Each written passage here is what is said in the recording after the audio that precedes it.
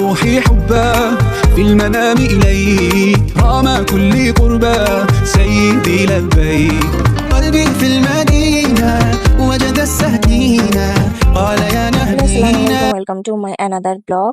চলে আসলাম কোরবানি ঈদের একটা ব্লগ নিয়ে।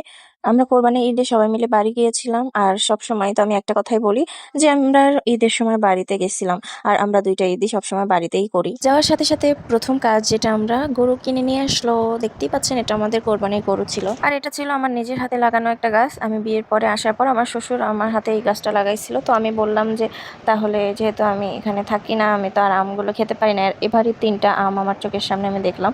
এই প্রথমে 3টা আম হয়েছে, আরও একবার একটা হয়েছে মনে হয়। তো সেটা তো কখনো পাইনি। আমি বলতেছিলাম যে তাহলে এটা আমি খেয়ে ফেলি, কারণ পরে তো আর পাবো না, পাকা তো আর খেতে পারবো না, কাঁচাই খেয়ে ফেলি। যেহেতু বাড়িতে থাকি না সেহেতু এরকম হওয়াটা স্বাভাবিক। আর অনেক সময় হচ্ছে বাড়ি গাছের থেকে চুরি করে নিয়ে যায়। অনেক সময় আমার শ্বশুর শাশুড়িও চোখে দেখে না। অনেক গাছের আম হচ্ছে যে এরকম চোরে নিয়ে যায়, তাই আমরা সহজে খেতে পারি না, তাই আর কি। আর এই গাছটায় তো ওই 3টা আমি হয়েছিল। মাঝখানে কিছুদিন দেখবেন অনেক গরম পড়ছিল, বরিশালে কোনো বৃষ্টি ছিল না, আর ওই দিন বৃষ্টি পড়তেছিল। আর সেটাই আমি ভিডিও করলাম যে কপাল ভালো, তাই ঈদের আগের দিন বৃষ্টি হচ্ছে। দেন আমরা সবাই মিলে একটু বাইরে করতে গেলাম, ভাবিরা মিলে। আর হচ্ছে আমাদের কোরবানি গরুটার মনটা খারাপ, তাই দেখতেছিলাম। দেন সকালবেলা উঠে আগে তারা হচ্ছে নামাজের জন্য রেডি হলো, আর ওরা নামাজ পড়তে চলে গেল। তার আগে হচ্ছে আমরা বাচ্চাদের নিয়ে একটা ফটোশ্যুট করলাম, যাতে এটা একটা স্মৃতি থাকবে সব সময়ের জন্য। আর ছোটোবেলায় পাঞ্জাবি পায়জামা পরলে বাচ্চাদের কত সুন্দর লাগে, ঠিক না? তাই হচ্ছে যে আমরা আগে একটা ছবি টবি তোলার জন্য কিছু পিকচার নিলাম, ভিডিও নিলাম, আর বাচ্চাদের সাথে একটু সময় পাস করলাম। একটু পরে হচ্ছে সবাই গরু কাটতে যাবে, এই জন্য কোরবানি দেওয়া হবে। সেই জন্য হচ্ছে আমরা আগে এই পর্বটা শেষ করছি, কারণ সারাদিনে সেরকম আর আমরা সময় পাবো না।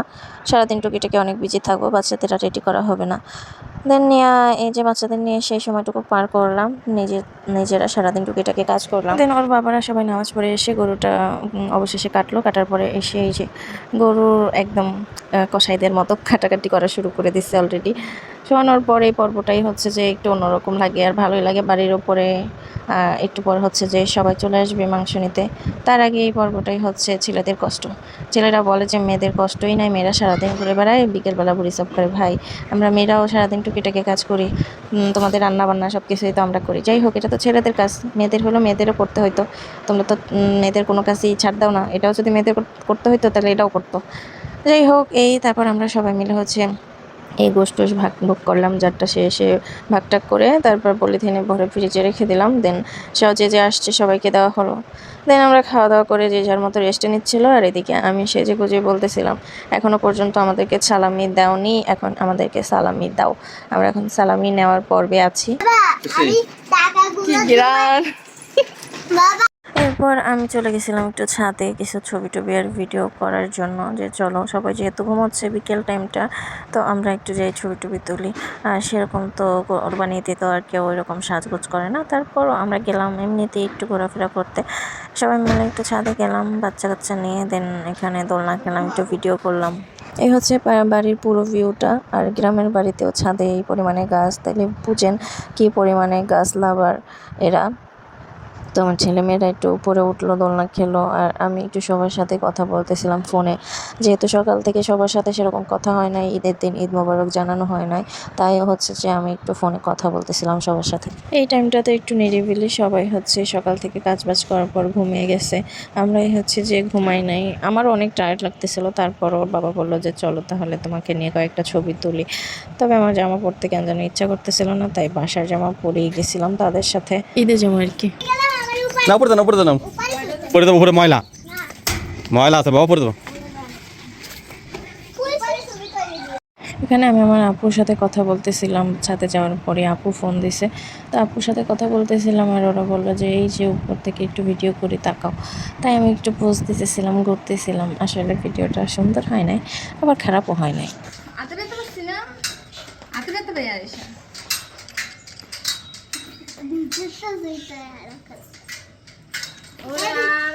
আকাশ বাতাস সব তুলতে হচ্ছে।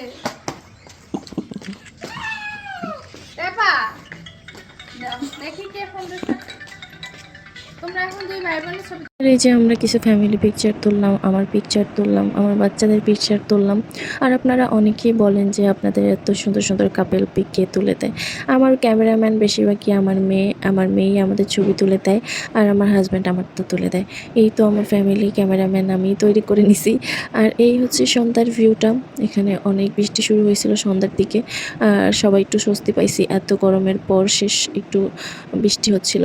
আর এদিকে আমরা দুই যা মিলে একটু গল্প করতেছিলাম, যেহেতু সারাদিন কাজকাম করে একটু এন্টারটেনমেন্টের দরকার আছে, তাই দুজনে বিনোদন শেয়ার করতেছিলাম। এই হচ্ছে আমার আজকের ব্লগ। আপনাদের কাছে কেমন লেগেছে অবশ্যই শেয়ার করবেন কমেন্টের মাধ্যমে।